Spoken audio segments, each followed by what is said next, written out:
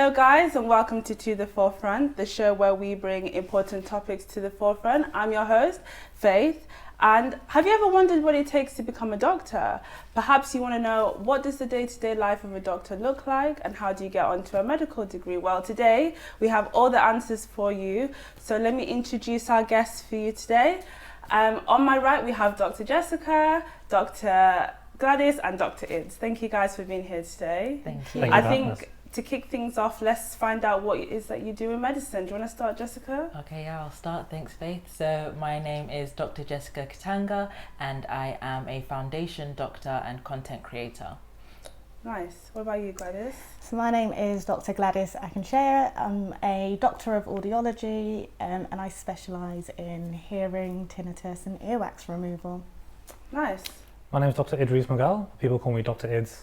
I'm in foundation training as well. I'm part-time currently, and I content create and doing some other stuff, nutrition related as well. Nice. And what actually made you guys want to take this career path?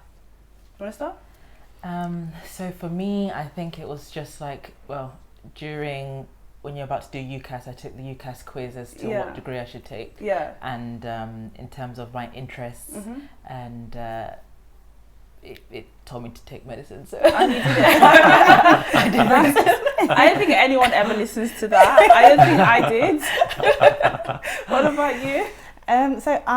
Same time, I was looking for a degree, and I always knew I wanted to get into the medical profession, but I was thinking, 8 years in medical school. Yeah. And I actually took a different route through audiology and ended up doing a doctorate degree. So it took me 8 years anyway. But Interesting. yeah.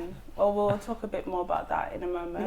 Yeah. What about you, Dr. Ids? Yeah, so I think it's mainly because, both my older brothers are also doctors.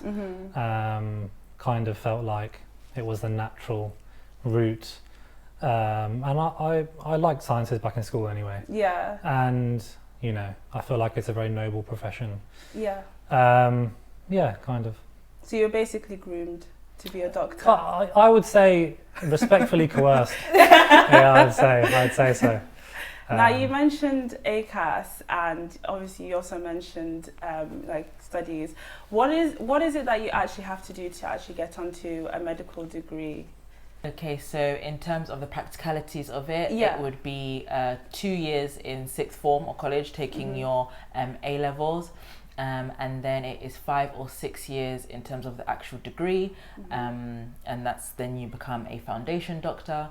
It's minimum 2 years of being a foundation doctor, and then you enter your training. Yeah, and you did things a bit differently, you alluded to. Yeah, so I went down the allied health professional route. So what's allied health? So they are professionals that work alongside medical doctors, like Jessica and Ids here. So what I did was audiology. Some people might do physiotherapy, osteopathy, different professions, and that was same 2 years doing A levels, sort of sciencey subjects, and then you would pick a degree, which is a specialist degree, whether it's audiology or, like I said, physiotherapy.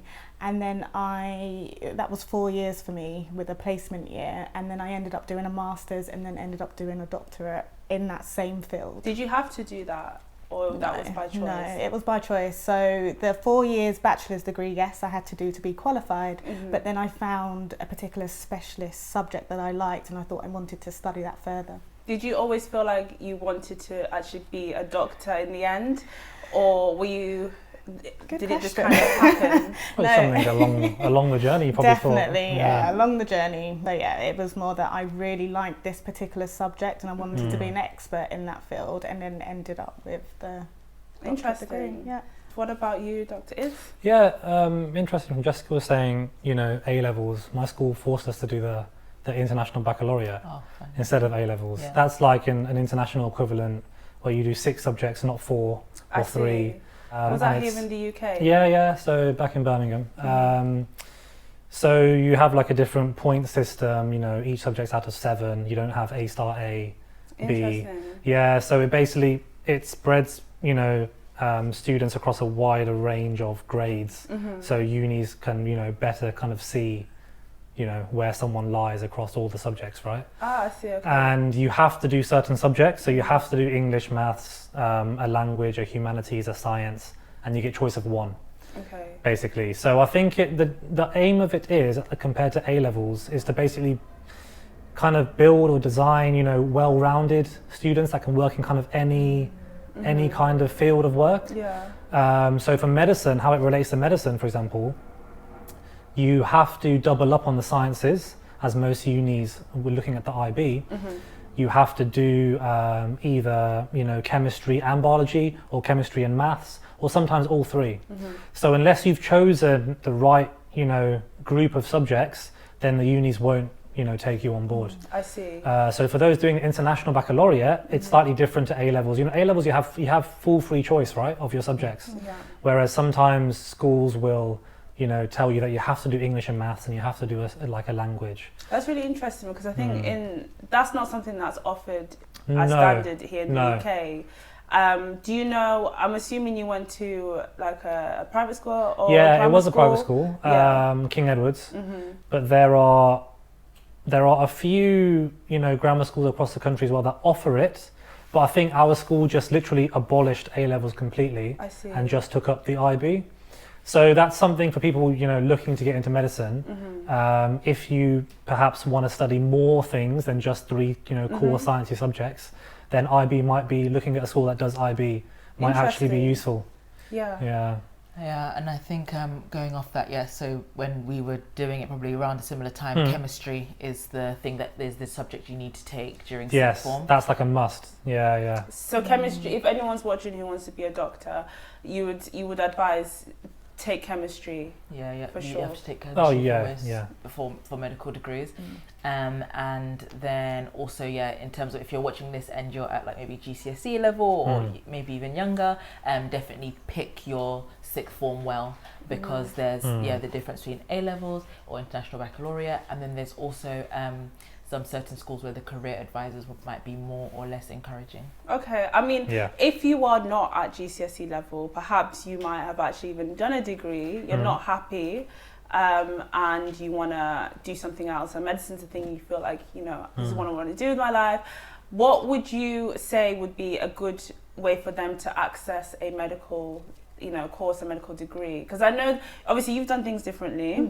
You guys have kind of gone more the conventional route, but is there any other way in which people can kind of access a medical degree or a medical qualification? Definitely. So they can do postgrad med, which is even more competitive to get into, but lots of people do get into it. And you just pull that expertise that you have from your first degree. And during medical school, I was training with the people who were doing postgrad. You join them in the clinical years, and they come from a wide range. So even that's some like physios or humanities, psychology. So there's a postgrad route as well. Oh, interesting. And there's some courses that are shorter than conventional medicine. So that if people are thinking, I don't want to do another 5-6 years. For example, like Warwick University, that's a purely postgraduate university, so for the medical school. And that's, I think, 4 years, 4 years instead of the 5. Instead of 5 or 6, How long were your... I know you took a total of 8 years, Gladys, but how long did it take you guys to qualify as a doctor? My degree was 6 years because I intercalated as well, which is where you take a year to do like a bit of a mini degree. And I did that in psychology, psychiatry and neuroscience. Interesting. Is that what you want to do ultimately? So I went into med school wanting to do neurology and psychiatry, like that's what I was interested in. But now I'm on my surgery placement and I'm quite liking that, so maybe surgery as well. Surgery. So I'm not sure. Like surgery in what particular field? The most interesting field I find is like breast cancer. So maybe like breast surgery. And what about you? I took 7 years because one, I did an intercalated degree, which was the Masters in Nutrition Research, between my 4th and 5th years.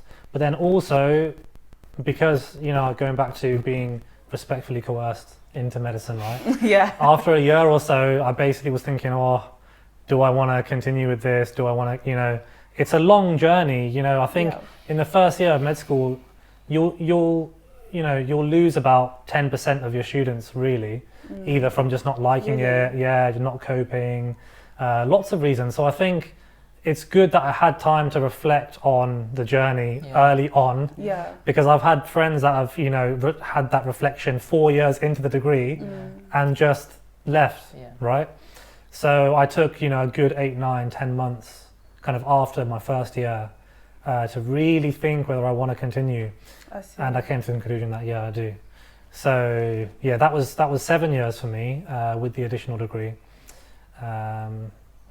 Well, seeing as we're on the topic of the degree, let's talk about that a little bit more. Would you say, if anybody's maybe about to go to university or in their first year and is feeling unsure, do you think those feelings get better or worse? You kind of already answered that question, I think. Or how would you advise someone like that? I think personally, it depends entirely on which medical school, number one, because the course structure differs massively.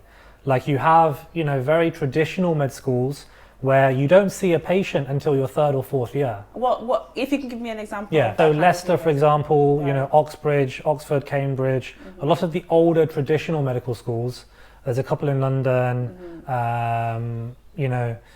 they have what we call preclinical and then clinical years. Birmingham is also similar as well. So I think for people that are unsure of medicine, if you go unsure into a course that's traditional, 100% you won't like it. Really? If you're not seeing a patient and all you're doing is complex physiology, biochem, pathology, like pharmacology for the first 2.5, 3 years, the majority of people that haven't got a burning passion for it, they might get put off. But with my university, that was in Norwich, I know Keele's also the same, Manchester's similar as well. From the first week of the first year, you get put into hospital. You go to GP. Oh, really? You do live dissection where you're, cutting dead bodies. Like you do everything that, as part of the training early on. So there's a change of stimulus. You have, different things to look forward to. It's not just lectures, all day, every day. So I think that was a big part of my decision to continue. Because if I had known that I won't even enter a hospital until third year, I would have been like, forget this. So looping back to your question, for people that are unsure, I think choose your medical school wisely and apply to ones that fit whether you like that style of teaching or not. Right. Because that can make or break your decision to continue. So it's more of a thing of style of teaching, because I'm thinking, in my head, who's someone that doesn't know anything, they sound like they could be very different. You could end up being very different doctors at the end of it. So for people who perhaps are not too inclined about more, I'm not customer facing, but patient facing. Kind of, medicine. Would you say probably go for one of the more conventional degrees? Yeah, one of the more traditional ones. People that are maybe want to go into academia or specialties where there's less kind of patient contact and it's more about the intricacies of maybe a particular surgery or like a particular lab-based specialty, microbiology, immunology, like a lot of things where you're not just in front of people all day every day. Then perhaps one of the more traditional ones where you're really going into the science and big textbooks, like the complex mechanisms behind things, that probably might align with their views better. But for me, who I like kind of interpersonal communication, having the practicality of examinations, assessments, investigations, perhaps a more, let's call it modern style of course might be better. So you're right. Thank you. That was wonderful. And with you guys, how was your experience on your degrees? I mean, for myself, similar really. Within the first year, you are in placement. It might be 1 or 2 weeks, but at least gives you a flavour. The second year, you build that up. The third year, I did a whole year where I was actually fortunately paid to work as a student, which was brilliant because I felt like a working adult. I felt like an adult for the first time, going to work. And that really sort of helped me pick my specialism, helped me decide that yes, I do want to proceed with this. I had colleagues, people in my cohort who said I absolutely hate this and I don't want to do it. And what's really interesting is it could be the placement that you go to that you don't like. They've gone into the field, worked somewhere else and absolutely love it and now senior. So it really, just getting the experience even before university, just contacting clinics, contacting hospitals, can I observe? If you've got family people members. Can do that? Absolutely. Oh, wow, okay. Just see if you can sit in a clinic, It's actually kind of hard to get an interview without having this pre-university, you need work experience. The chemistry A-level and also some kind of experience of... You need good GCSEs, Yeah. chemistry at least at A level, Yeah. and just get lots of experience, like work experience. There's dental surgeries, GPs, hospitals, shadowing, radiographer, literally anything. Yeah. And also, you can also try to do like voluntary work. Absolutely. So at your like, you know, your church or your mosque or a charity shop or something like that, just to show that you are good with people. Yeah, I guess that does make sense. And like, how was your degree? Like, was it more conventional or? So mine was the same. It's called a spiral curriculum. So you. Intense. Spiral learning. Spiral learning. So every year you learn the same things, but you just go more and more in depth each year. Okay. And yes, we had patient contact from the beginning. So of course, in all of the universities, whether it's more practical or more traditional, you still need to know the science behind it. Yeah. But for me, it was just because med school, it's a long, tough slog. So for me, just being able to have that patient contact, it reminded me as to why I'm doing it. And yeah, it's also just more fun. Like that's what I like, being with the patients, and that's why I do it. Jessica, which uni was Yeah, I was about to ask. So I went to St. George's. Okay. Yeah. Where's that? In London. Oh, okay, right. And I guess you mentioned long, tough slog. What were some of the hardships and things you faced when you were studying and qualifying? Some Yeah. Some is a small word. We don't want to sugarcoat the career, you know. No, we don't want to sugarcoat, and that's the thing. It's also in terms of before applying, you need to have a realistic view of what it is, because with medicine, it's not a job; it's a vocation. Right. So it's a calling, I believe, to work with patients and to work in healthcare. So some of the difficulties is one thing is that because it's long, so to do a doctorate and or to do medicine, your peers who have gone into university at the same time as you, they start working much faster than you. So and you're still a student. I think that's quite, so you're not as economically independent. That's quite a big barrier or something to think about. It's a tough degree. They say that, like, in terms of the knowledge that you have to take in, it's like drinking from a hose pipe. Like, that's how quick everything comes at you. It's very competitive as well. I think that through all the when you say competitive, what do you mean? Do you mean like to get onto the courses or the both or everything? So to get onto the course, and then whilst you're in the course as well, you're always ranked, you're always having exams, and then even when you qualify, you still need to keep your portfolio up to date. You're still ranked. You still need to do exams. I'm not going to, digress too much, but I've always wondered about this ranking thing. So my brother is on a medical degree at the moment. He's at Cambridge, and they do this thing where they rank, everyone at the end of the year. And I always think, what's the purpose of that? Because to me, that seems, maybe I'm being too much of a millennial, because we don't like competition. Not me, but everyone's equal all times. Equal in all situations. But like, what's the purpose of ranking students? It gets you points, and then when you go to apply for your specialty, then points makes you more competitive in order to get into the next stage. Right. So it's honestly competition. It's there are various bottlenecks in the career to becoming a consultant. You know what I also think as well, touching on that, I think it's quite a clever psychological ploy by med schools as well.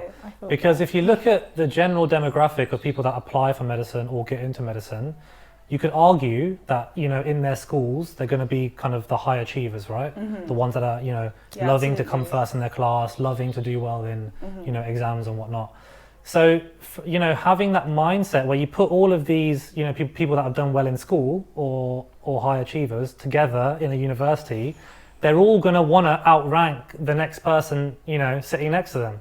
So when you release like these graphs at the end of the year or end of practical exams, and, unis do this purposely because they don't need to make it public knowledge. They do this just to basically give people the sense of, next year I have to step it up, or oh yes, I'm doing very well, let me keep to my same thing. Yeah, that's what I kind of thought. Like Because it's the psychological feedback loop of, you know, like the hierarchy of you know, elitist mentality basically. Do you not think, I'm going to go back to the hardships, but you touched on something I think is really important. I think that's kind of what puts people off, young people, what puts them off doing a medical degree, because there's that element of elitism, people say, like you've just mentioned. And I think, you know, there are very talented, academically talented young people who maybe don't come from a environment where they have the best resources, maybe can't, you know, go to a good grammar school or private school, maybe are living in poverty, which is a real problem in the UK, but have that brightness when it comes to academia. I mean, what would you say for somebody like that, and what would you also say to institutions to encourage people like that? Yeah, so that's it's completely true, everything that you've said. And in terms of medicine, it's like the most inherited profession. So most people in medicine, it's that their parents were doctors, and also privately educated people are way overrepresented in medicine as well. So we definitely need a much better representation of all people. In terms of practical tips, there are societies now.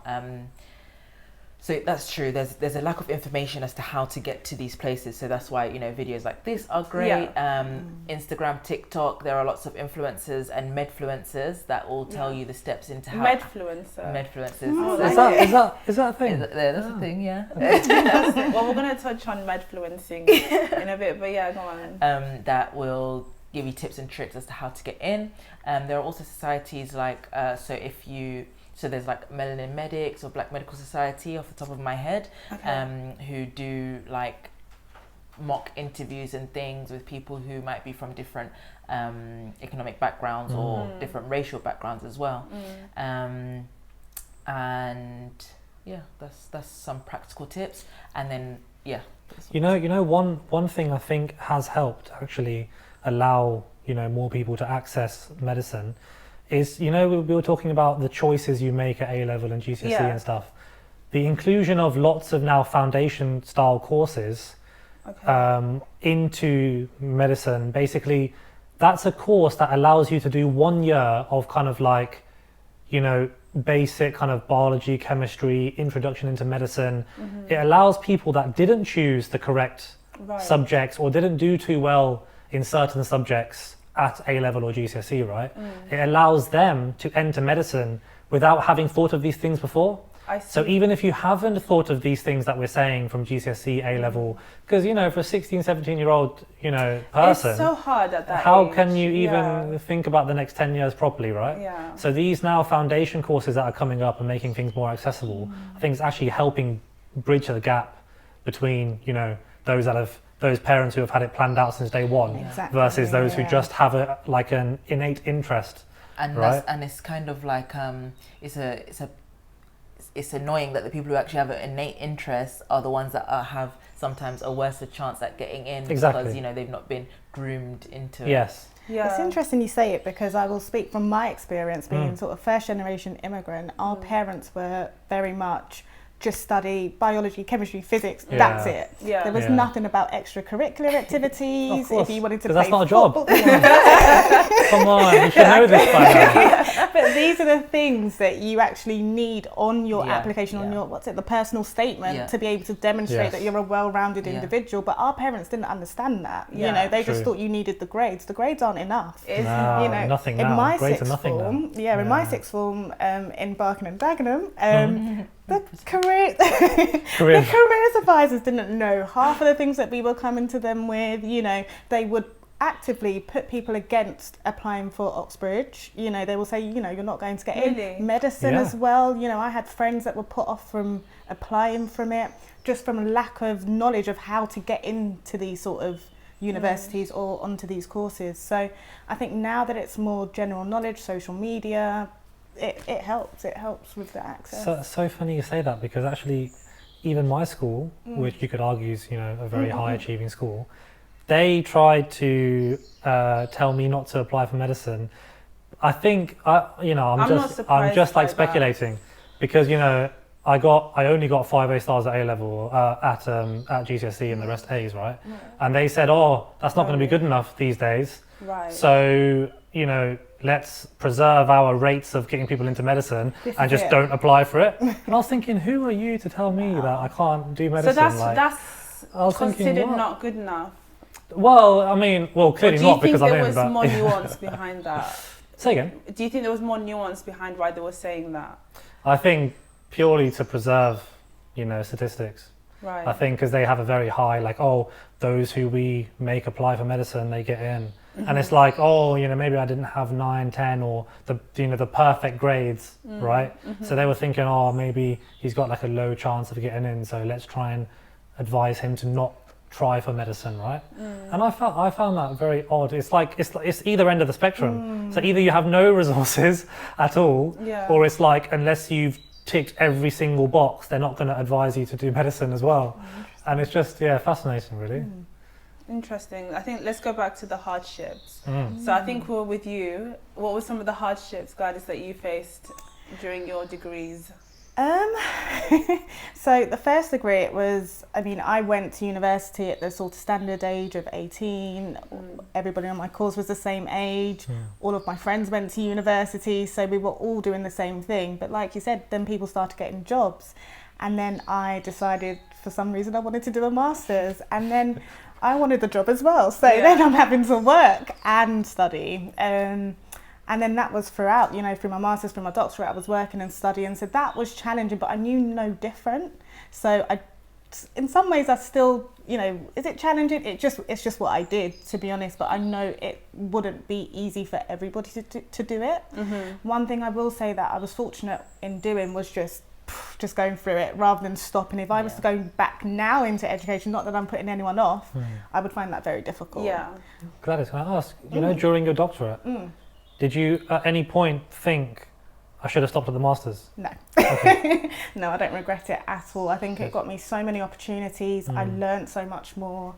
And I was studying what I wanted. I chose to study. University wasn't an option for me as a child. I thought it the same way that you go to school, university was just the next step. But with the doctorate, I actually chose to do that. And I was studying something that I wanted to study. Out of pure interest, right? What did you end up studying or researching? So it was still audiology generally, but it was more to do with tinnitus, which is the perception of sort of hearing sounds in your ears when there's no other, you know, not from an external source. It's actually in your head. So very specialist. So you're essentially a specialist now. Yeah. And what about you, Ids? What were some of the hardships that you faced when you were studying? Where does it start and stop? So I had the, you know, let's call it a prolonged reflection of career choice. That was stressful in itself. Why is that? Because, you know, you have to think about, you know, expectations from your peers, from your family, you know, having, you know, family members that have already gone and done it, and, you know, they're just expecting, let's just, you know, the third one should just finish and just do the same thing, right? So you got the kind of external pressures.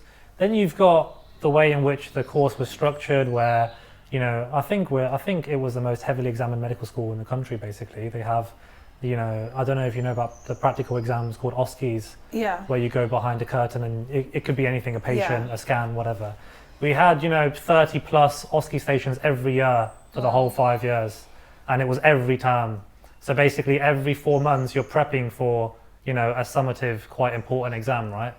So you didn't know what was behind the curtain? No, so that style of exam in itself is stressful for a lot of people. Right. The amount of people that were taking anti-anxiety medication in my year was it was crazy. What's an example of something that you'd meet, you know, in front of you on a practice? So, you know, you would have a little card outside and it would say emergency situation or something, or, you know, examination of a painful tummy or something, right? Yeah. And then you go in and it's a person, or it's, you know, a very quite realistic live simulation of a dummy that's, you know, dead, basically, that has, you know, it has a pulse and it breathes and stuff, whatever. And you go in and you've got 5 minutes to basically assess the patient or person or dummy. To talk to the examiner, do your initial assessment, make sure the airway is clear, make sure check the breathing, talk about what investigations you would do, what treatment you would initiate, try and find the cause. And you're talking and you're moving and you're doing all these things, and it's all within 5 minutes, and you have to finish it and conclude. And then when you finish, you have to run out the curtain, go to the next curtain, read the sign again, and your brain's thinking about the last thing you just did, and you can't quite forget about it. Look, she's got PTSD from this as well. You are chilling, your mind is sorry, you'd rather not be. She's like, I need to leave now, I can't do this. I'm hearing the beeps. The beep, the sound. So it's like a medical bleep test, basically. Basically, and it could be anything, everything. You could walk in, it could be a random X-ray or like a CT scan. Is that realistic though? Obviously you guys are quite, experienced now. In the hospital, is that really how much time you have? Well, when I'm on the crash team, so you're carrying the arrest bleep, then yes, that is realistic, because you have to think on your feet.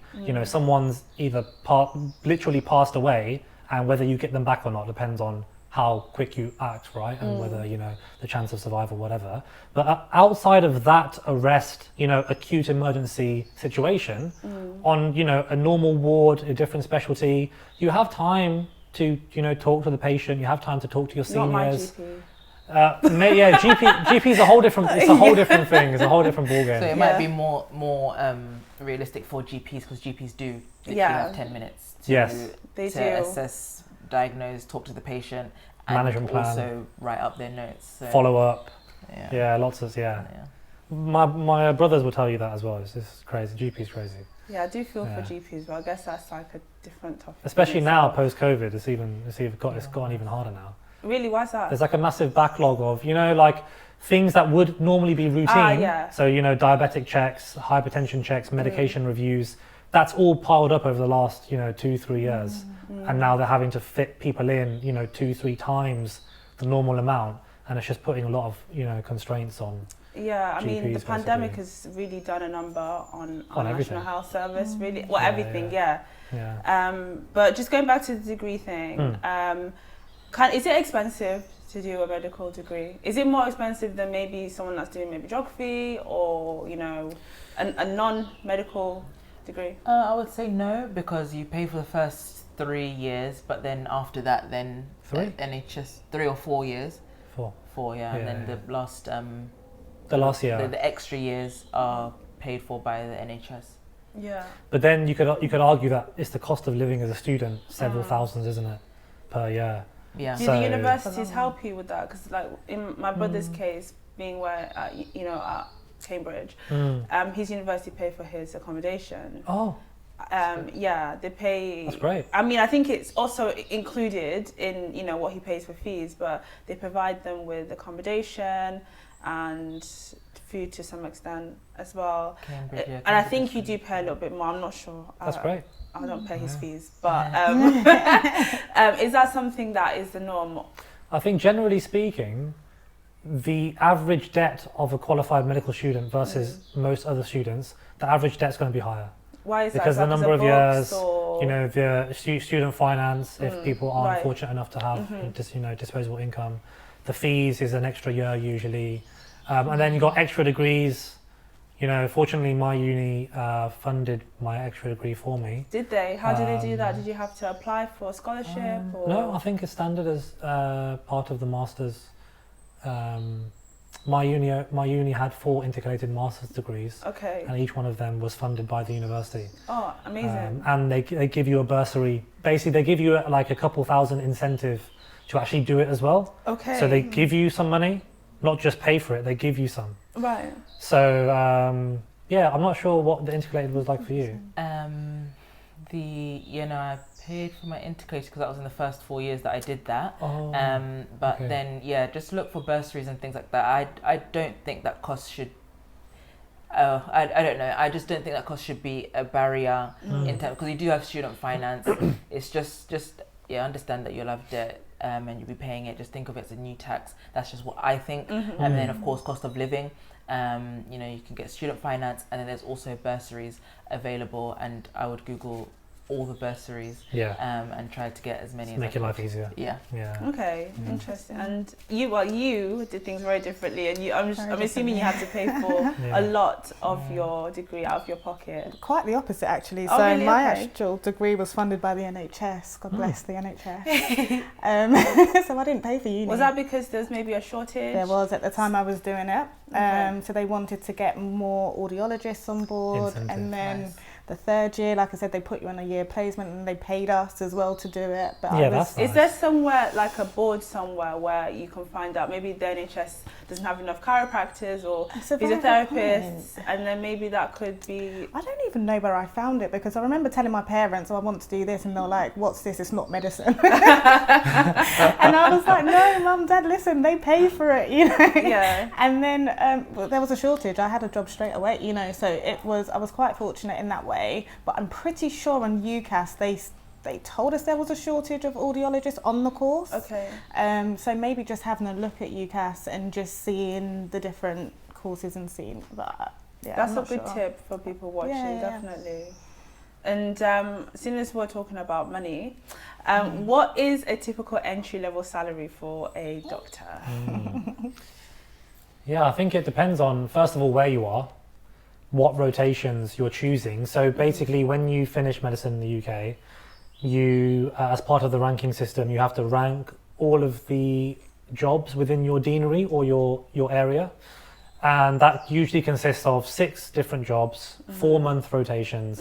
And some pay more because there's more hours, there's more on calls, there's more night shifts, long kind of unsociable hours, right? Does geography play a part as well? Because obviously cost of living, for example, in London is different to the cost of living elsewhere. So the normal London kind of, entry doctor salary will be higher. But I don't think it outweighs the additional cost. In no way does it. No, it doesn't. It doesn't outweigh the additional cost of living in London anyway. So generally, I think around my area, the Midlands, it'll be between, I'd say, about 30 and 37 kind of salary, really. If you're choosing the lower paid jobs, it might be 28, 27. So that's kind of what it is when you graduate. I think in London it's going to be higher, isn't it? The base pay is 28k, and then if you're in London, then you get added 2k onto that for the year. But then that 28k is for your 9 to 5, but the jobs you do are not 9 to 5. So then it ends up going up into the 30s and 40s. Okay. And what about you, Gladys?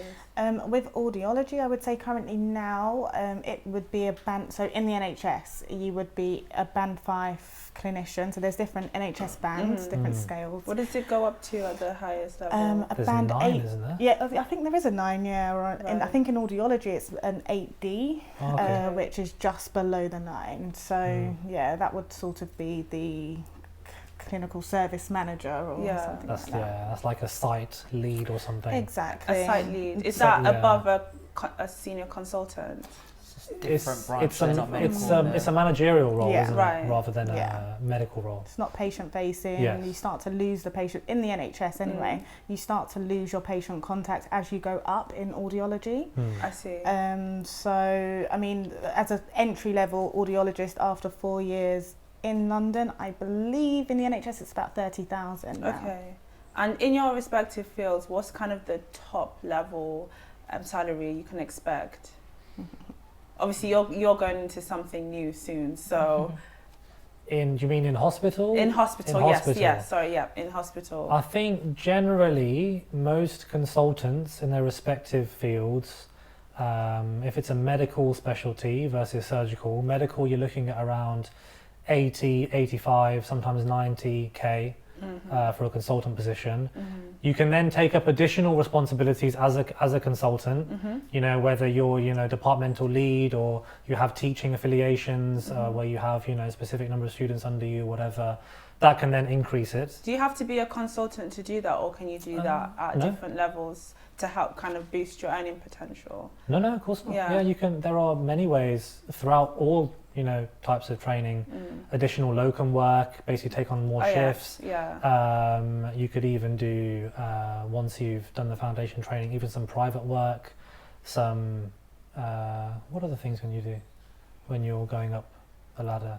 Even during med school, you could do tutoring and things like that. So, yeah. There's always ways you can supplement your medical career. Yeah, that's good to know. And what, in terms of like working hours, is there really a job in medicine where you can do a normal 9 to 5, or is it? Do you have to kind of understand that you're going to be working long hours? So during your training, when you're junior and things, no, you can't dictate your own hours. However, some rotations are a little bit calmer than others. Okay. So before this rotation that I was on acute medicine. So I was every week shifting between night to day, and it was 12-hour shifts, and it was just very unsociable. That must be quite a toll on your body. It's a toll on your body and your mental health, and I think you mentioned anxiety and things like that. That's another thing that we have to think about as well, is the rates of anxiety and depression amongst medical professionals is very high. Really? What did the NHS do to help their doctors to kind of deal with that? Is there anything that the NHS They've reduced our pay over the years to help you. I bet that helped. They clapped for us. So those claps really helped. So do you feel like there's really nothing that they're doing to really, I guess, honour the work that you do and recognise that you're human beings? They have welfare officers and support within trusts and within hospitals, but I would say it's at a very superficial level. Right. I wouldn't say there are major things in place to help reduce the stresses and the anxiety related to the work, basically. That's really such a shame. It really is. During COVID, it was great because people were giving it, like, we had free food and there was like therapy helplines and things like that. But once COVID finished, that kind of finished, right? Yeah, finished. I think that's a shame because I work for a tech company. I work in marketing. I work for a tech company, and it was a real shock to the system because previously I'd come from financial services and now I'd gone to tech. And in every team meeting, we'll start off with meditation and mindfulness.